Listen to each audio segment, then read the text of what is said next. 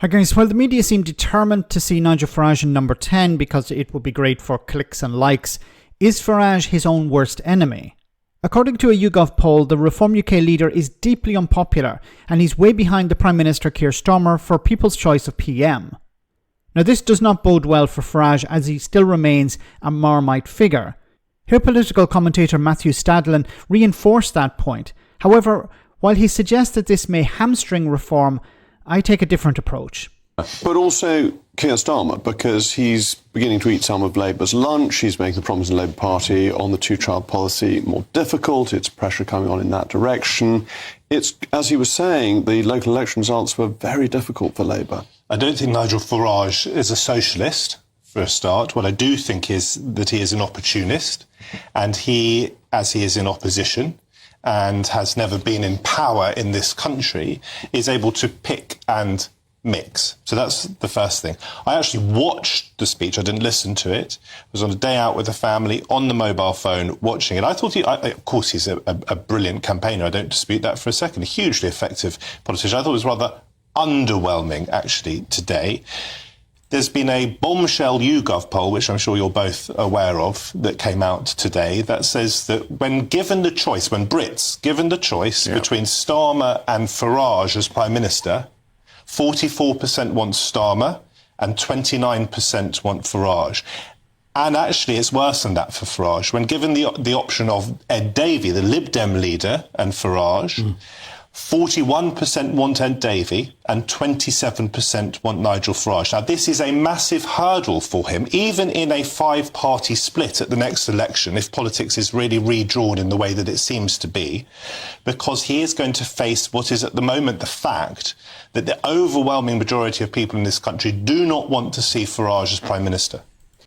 And he's completely correct. The vast majority of people do not want, or a majority of people do not want to see Nigel Farage as Prime Minister now. There are two important factors here. How do Labour deal with the current problems over the next number of years? Because between now and the next general election, Labour need to fix a lot of problems, a lot of the disaster that has been left behind by the Tories. So they have to fix these problems, but they also have to convince the public that they have fixed those problems, that they have made people's lives better. And there's no point talking about the fastest growing nation in the G7 or anything like that. It'll come down to whether people feel better off.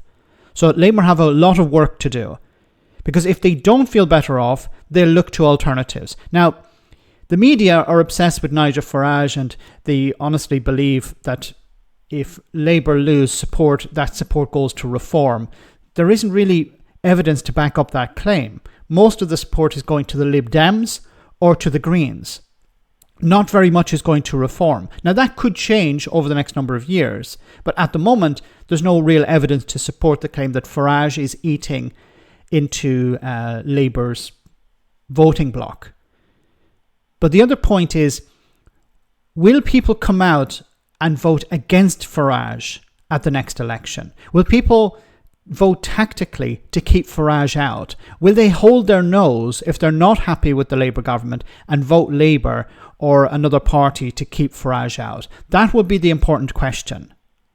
Because generally, and I keep saying this, generally there are exceptions, but generally people vote for or against the incumbent.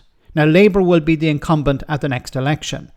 So Labour have a lot of work to do. They have to turn things around. They have to convince people that their lives are better under a Labour government. And they also have to convince people that Farage would be a disaster. Once again, the polling doesn't support the idea that Labour voters are switching in a huge number to reform, but that could change. So will people, like in the French elections, will they come out against Farage, against the far right, or will they decide, look, let's give Farage a go because we're not happy with Labour? Let me know in the comment section, guys, what you think. As always, your comments are greatly appreciated. Thanks a lot.